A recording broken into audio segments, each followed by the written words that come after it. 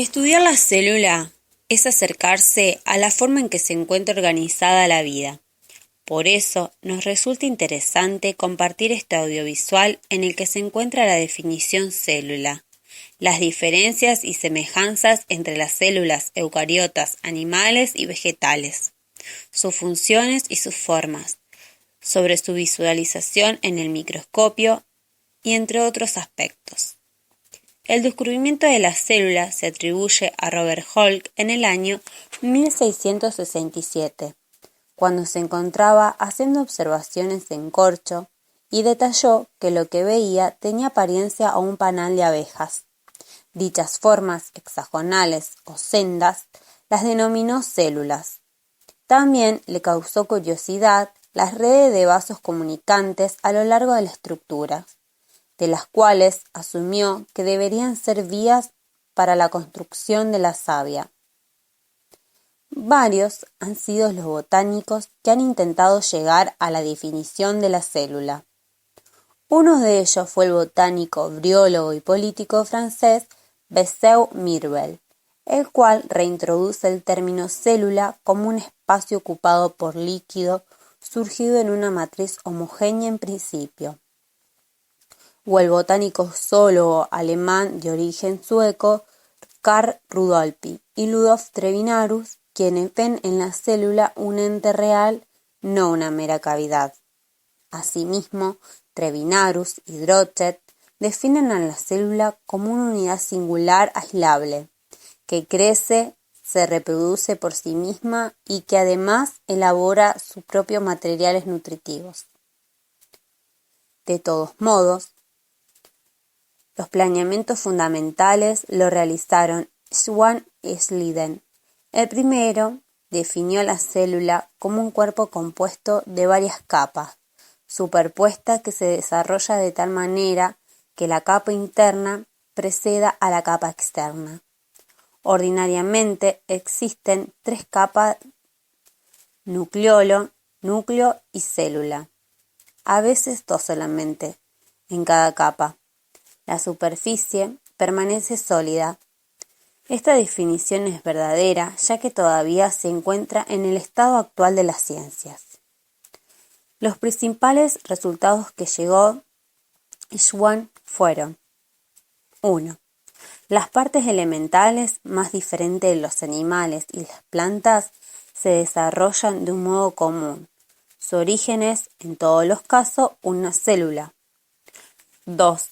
En cada tejido solo se forman células nuevas en los puntos donde penetran elementos nutritivos nuevos. De ahí la diferencia entre tejidos que contienen vasos y los que carecen de ello. Y por último, las células son pequeños órganos en los que residen las fuerzas que dirigen la resorción y la secreción.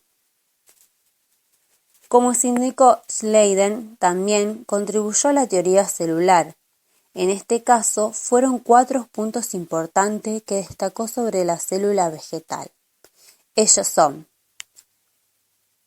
1. La célula vegetal es la unidad elemental constitutiva de la estructura de las plantas. Punto 2. Las células vegetales se originan en una gelatina compleja, a través de un proceso que se inicia con la aparición en ella de los nucleolos. En torno a esto surgen el núcleo o el citoblastos. Sobre esto, la aparición a tenue vesícula que va creciendo paulatinamente da lugar a la célula adulta. Punto 3. El proceso de crecimiento de las plantas estriba en la multiplicación de las células dentro de otras células, salvo en los órganos leñosos en los que la coagulación de un líquido da lugar a la formación súbita del tejido celular. Y punto 3. El estatus celular. A partir del descubrimiento de las células por Robert Hooke y los planeamientos fundamentales de Schleiden y Schwann, se sustenta la teoría celular para explicar y unificar a los seres vivos, dando lugar al surgimiento de 4 postulados de la teoría. Postulado número 1. Todos los organismos vivos están formados por una o más unidades vivas o células. Postulado 2. Cada célula puede tener sus propiedades vitales en forma independiente del resto, pero las prioridades vitales de cualquier organismo están basadas en las de sus células.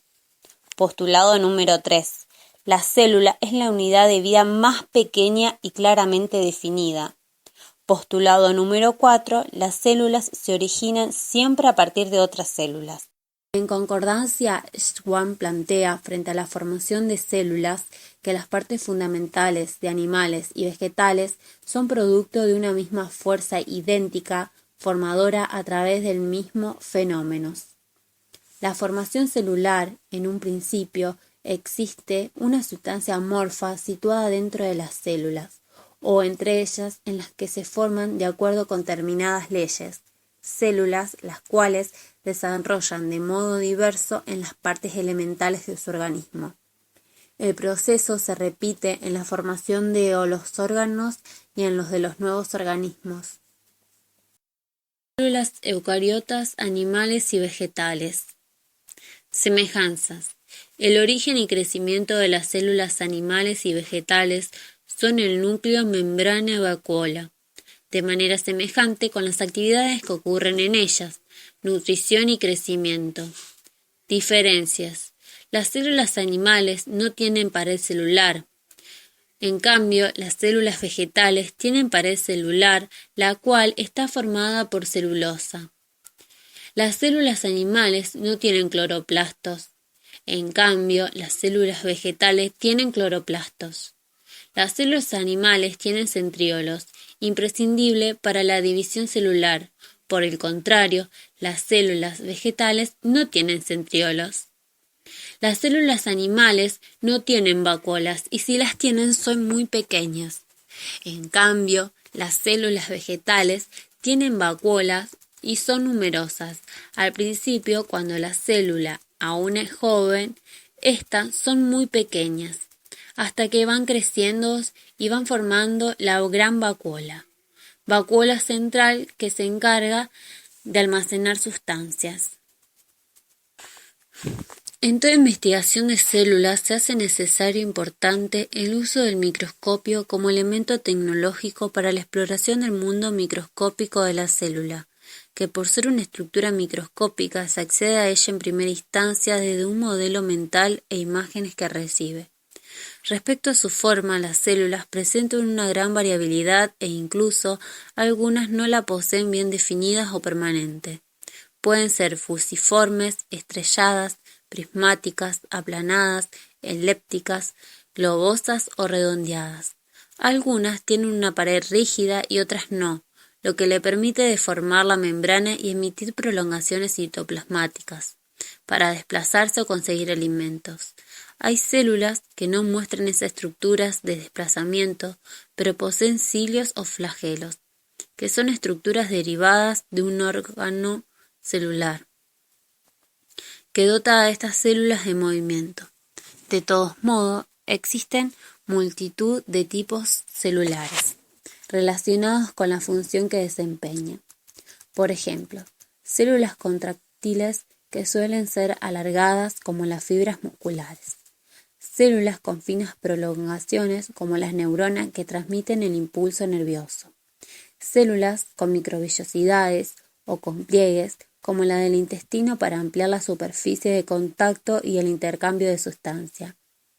Células cúbicas, prismáticas o aplanadas como las elípticas que recubren superficies como las losas de un pavimento.